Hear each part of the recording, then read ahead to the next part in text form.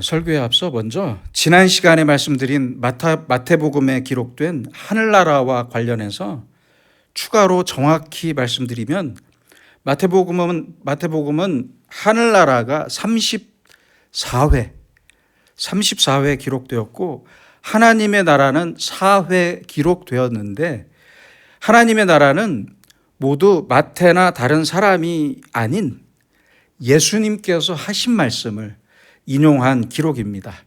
그리고 마가, 누가, 요한복음에는 하늘나라라는 표현이 없고 모두 하나님의 나라로 기록되어 있습니다. 이제 오늘은 세례 요한의 말씀을 좀 구체적으로 살펴보겠습니다. 마태복음 1장 다윗 왕의 족보를 시작으로, 아브라함과 다윗 왕의 족보를 시작으로 예수님께서 이 땅에 왕으로 오셨음을 말씀합니다.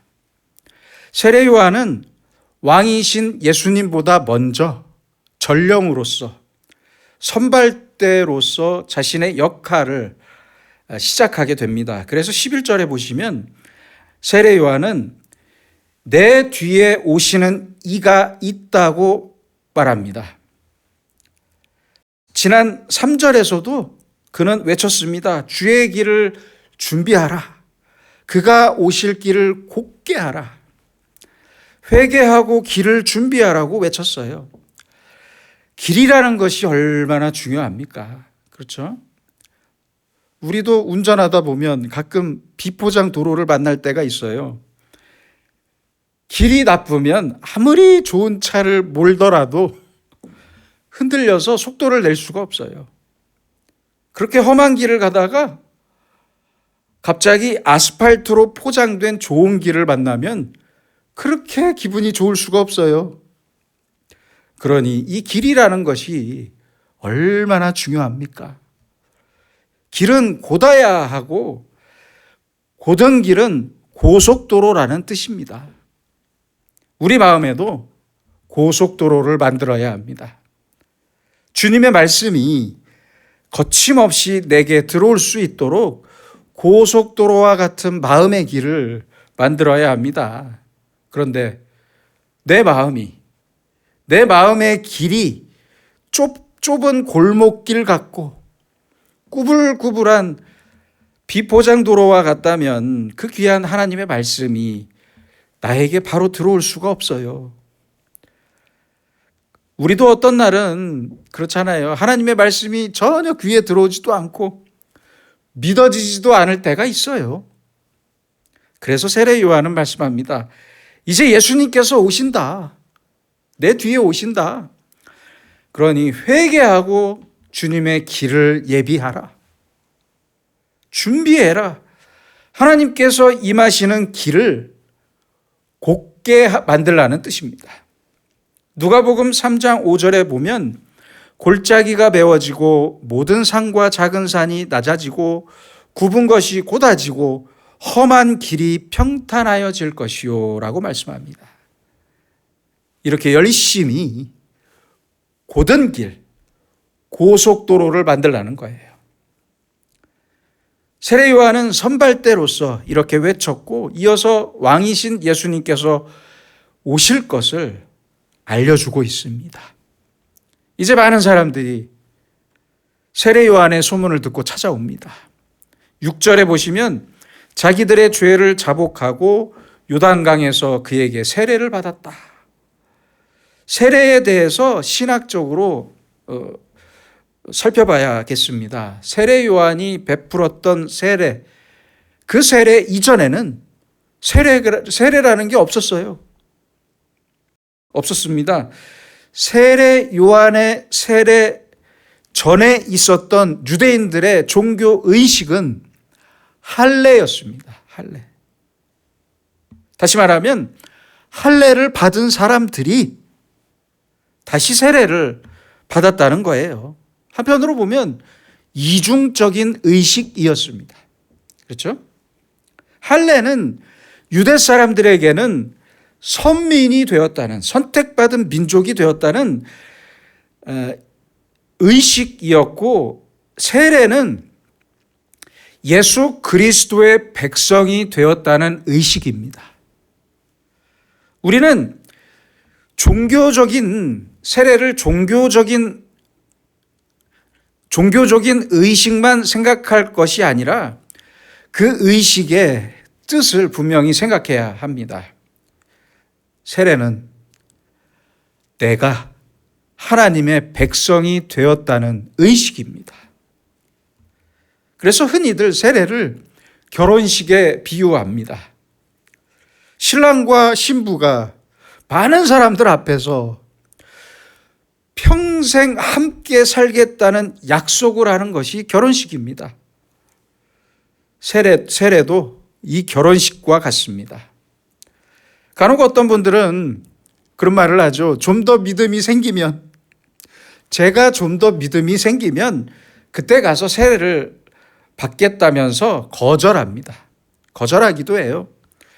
자, 그렇다면 세례와 결혼식이 같다면 그분들께, 거절하시는 분들께 제가 이렇게 묻고 싶습니다. 결혼식을 하고 사는 것이 맞습니까? 아니면 결혼식 하지 않고 먼저 살아보고 괜찮으면 결혼식을 하는 것이 맞습니까? 여러분은 어떻게 생각하십니까? 그렇습니다. 먼저 결혼식을 올리고 약속하고 함께 사는 것이 맞습니다. 그래서 세례를 받아야 합니다. 마찬가지로 우리가 세례를 받는 것은 지금부터 하나님의 백성이 된다는 표식이에요. 하나님의 백성, 하나님의 자녀, 하나님의 사람이 된다는 의미로서 해야 하는 공적인 표식입니다. 그것이 세례입니다. 요한이 외치는 말씀을 마음으로 받아들인 사람들이 회개하고 세례를 받았습니다.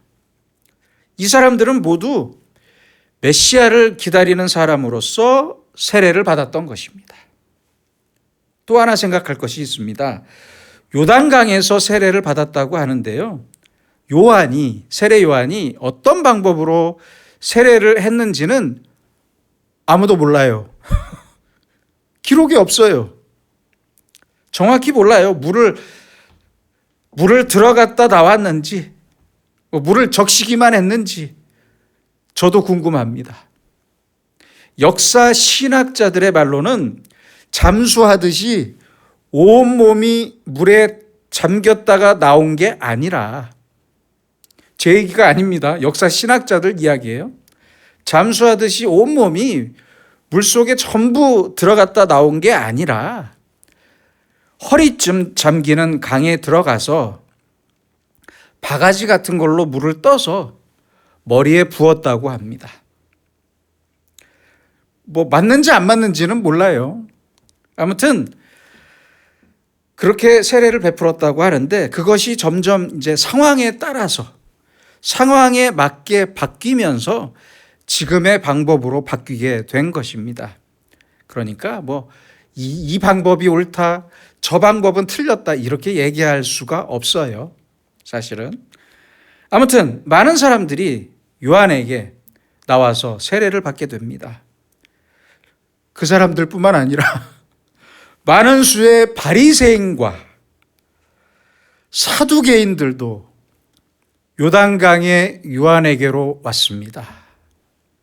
이때 세례 요한이 그들을 보고 독사의 자식들아, 이렇게 험한 말을 했습니다. 사람들이 많이 모이고 회개와 세례라는 거룩한 역사가 이루어지는 곳에 순수함이 없는 다른 목적을 가진 가짜들이 있었어요. 그 말입니다. 그렇다면 바리새인들과 사두개인들은 왜 여기에 왔을까요?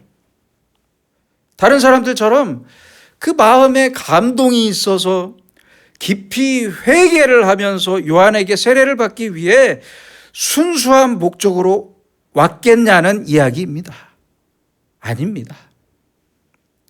그들은 혹시 세례 요한이 메시아이지 않을까, 이렇게 정탐하고 싶은 마음으로 이런 생각을 하면서 나왔던 것 같아요. 진실한 회개의 마음으로 나온 것이 아니라 세례 요한의 인기를 우리가 어떻게 이용할 수 있지 않을까? 이렇게 그들은 순수하지 못하고 가증한 목적을 가지고 나왔습니다. 진실한 마음으로 나온 게 아니라 다른 목적이 있었어요. 신학자들이 생각하기를 예수님을 팔았던 가룟 유다도 오늘의 바리새인들처럼 철저하게 정치적인 목적만 갖고 있었다고 생각하고 말하는데 자기의 정치적인 욕망이 이루어질 가능성이 희박해지니까 예수님을 팔았을 것이라고 생각합니다. 오늘의 바리새인들과 사두개인들도 진실한 마음으로 회개하기 위해 나온 게 아니었어요. 많은 사람들이 모이니까 자기들도 세례 요한의 인기에 편승하고 싶고 새로운 흐름 속에 들어가서 자기들의 정치적인 목적을 이루기 위해 나왔던 것입니다. 지금의 교회도 똑같습니다. 작은 교회든 큰 교회든 전혀 순수하지 못한 목적으로 나오는 사람들이 있어요. 많아요. 예수님은 안중에도 없어요. 예수님을 믿거나 말씀을 쫓아 나온 게 아니라 자기의 정치적인 목적이나 경제적인 목적과 같은 아주 불순한 목적으로 나오는 사람들이 아직도 있습니다. 선거 때 표를 위해서 자기의 영업을 위해 나오는 사람들이 있잖아요. 이런 사람들에게 7절에서 세례 요한이 강하게 책망합니다. 독사의 자식들아, 누가 너희를 가르쳐 임박한 진노를 피하라 하더냐? 아주 제 속이 시원합니다. 임박한 진노는 예수 그리스도께서 이 땅에 오심을 가리키는 말씀입니다. 왜냐하면 10절에 보시면 이미 도끼가 나무 뿌리에 놓였으니, 이미 도끼가 나무 뿌리에 놓였다는 뜻은 이미 이들에 대한 심판이 확정됐다는 뜻입니다.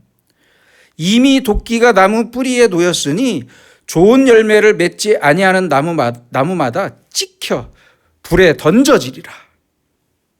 독사의 자식들에게 예수 그리스도의 오심은, 임재하심은 바로 이러한 심판이 될 수밖에 없기 때문입니다. 이 땅에 예수 그리스도께서 오셨다는 것은 진실하게 믿는 사람들에게는, 여러분처럼 진실하게 믿는 사람들에게는 구원의 역사이지만, 아주 기쁜 구원의 역사이지만, 반대로 예수를 믿지 않는 사람들에게는, 또는 교회 안에 있더라도 가증한 목적으로 나온 사람들에게는 분명히 심판의 역사입니다. 그래서 구원과 심판은 동시에 발생하는 동시적인 역사입니다. 별개가 아니에요. 동시적인 역사예요. 이어서 8절에서 중요한 말씀을 하고 있습니다. 회개에 합당한 열매를 맺고 진심으로 회개하라는 말씀입니다. 아니, 회개한다면서 울기만 하고, 회개한다면서 가슴만 치고, 회개한다면서 목 놓아 외치고 소리만 지르라는 게 아닙니다. 그 부흥회에서 백날 소리 질러 보세요. 그런 게 중요한 게 아니라는 말씀이에요. 앉아서 울지만 말고 회개에 합당한 열매를 맺으라. 얼마나 중요한 말씀입니까? 지난 시간에 말씀드린 대로 예수님께, 하나님께 완전히 항복하라는 말씀이에요. 내 생각, 내 경험, 내 지식, 내 가진 것, 내 생활을 깨끗이 전부 지워버리고 완전히 항복해라. 그렇게 해야만 회개에 합당한 열매를 맺을 수 있기 때문입니다. 아니, 생각해 보세요. 회개했다면, 오늘 회개했다면 오늘 겸손해야죠. 오늘부터. 그렇잖아요. 회개했다면 이제 오늘부터는 순종해야죠. 회개했다면서 누굴 미워하겠습니까? 미워하지 마세요. 회개했다면 이제 그 마음에 진정한 평안이 있어야만 합니다. 그렇잖아요. 회개에 합당한 열매를 맺어라. 사람들을 보면 회개했다면서 울면서 기도했지만 그때뿐이에요. 그렇잖아요. 열매가 없어요. 회개한 사람이 누구를 비판할 수 있겠습니까? 누구를 비판하겠다는 겁니까? 예배 끝나고 교회 주차장에서 부부싸움을 왜 그렇게 많이 하는 겁니까? 그런 사람들 많아요. 아멘하고 예배 끝나고 아멘하고 나오면서 주차장에서 부부가 싸워요. 큰 소리로 싸워요. 그러면 되겠습니까? 하나님 앞에서 내가 죄인이라고 했으면서 아니 대체 누구를 죄인이라고 손가락질할 수 있는 겁니까? 내가 가장 밑바닥에서 회개했고 내가 가장 죄인이라고 가장 큰 죄인이라고 고백했다면 오늘부터는 다른 사람들을 겸손하게 섬길 수밖에 없잖아요. 그게 맞잖아요. 하나님께 내가 가장 큰 죄인이라고 했으면 이제 하나님 앞에 겸손과 순종만 남는 거잖아요. 여기에 무슨 욕심이 있고 무슨 교만이 있고 무슨 불평과 원망이 남을 수 있겠습니까? 내가 죄인이라는 진실한 고백과 맞는 합당한 생활, 회개에 합당한 열매를 맺어야 합니다. 그런 열매 없이 너의 조상이 아브라함이라고만 생각하지 말라는 말씀이에요. 너희가 혈육으로는 족보로는 아브라함의 후손일지 몰라도 그만한 자격이 있냐는 말씀이에요. 아브라함의 후손 선택된 민족이라는 교만을 깨끗이 버리라는 말씀입니다. 당시에는 아주 충격적인 말씀이었어요. 지금도 이스라엘 사람들을 보면 그들이 가장 고치지 못하는 뿌리 깊은 교만이 바로 선민사상입니다. 선민사상. 지금도 똑같아요. 하나도 바뀐 게 없어요. 아브라함의 후손이라는 이 교만이 바로 선민사상이에요. 우리도 똑같습니다. 우리도. 내가 30년을 믿었다. 내가 40년을 믿었다. 내가 권사고 장로다. 우리 집은 할아버지 때부터 믿었다. 3대째 신앙이다. 그래서 뭘 어쩌라는 겁니까? 그게 내 믿음과 무슨 상관이 있냐는 거예요. 내가 지금까지 어디에서 힘들게 수십 년을 봉사했다. 아니, 이런 생각으로 무슨 회개를 한다는 말씀입니까? 어떻게 회개가 가능하겠습니까? 다 필요 없습니다. 전부 잊어버리세요. 다 잊어버려야 합니다. 이제부터는 내가 어떻게 나의 회개에 합당한 열매를 맺을 것인가만 생각하고 내가 아브라함의 후손이라는 영적인 교만을 다 버려야 합니다. 9절을 보세요. 하나님이 능히 이 돌들로도 아브라함의 자손이 되게 하시리라. 그러므로 오늘의 우리도 조금의 자랑도 하지 말아야 하고 저 사람과 나를 다른 수준의 존재인 것처럼 생각하게 만드는 아주 조금의 교만도 다 버려야 합니다. 11절입니다. 내 뒤에 오시는 이, 바로 예수 그리스도를 가리키는 말입니다. 내 뒤에 오시는 이는 나보다 능력이 많으시다. 얼마나 능력이 많으시냐면 나는 그의 신을 들기도 감당하지 못하겠노라. 예수님 당시의 신발은 끈이 달려 있었어요. 그래서 그 끈을 종들이 그 끈을 대신 매주었습니다. 그런데 예수님의 신발 끈을 매는 것은 둘째치고 그 신발을 들기도 감당할 수 없다는 말씀이에요. 그만큼 예수님은 나보다 높으신 분이고 나는 그의 종만 또 못한 사람이라는 뜻의 말씀입니다. 당시 많은 사람들은 이렇게 생각했어요. 혹시 세례 요한이 메시아가 아닐까? 그렇게 생각할 수밖에 없잖아요. 그렇게 생각했습니다만 세례 요한은 나는 아니다라고 말씀하는 거예요. 자기는 뒤에 오시는 분을 위해 증거할 뿐이고 높으신 예수 그리스도의 신발을 들지도 못할 만큼 손대지도 못할 만큼 자기는 낮은 사람이라는 말씀이에요. 이렇게 세례 요한은 자기를 겸손히 낮추고 있습니다. 바로 이것이 신앙적 자세입니다.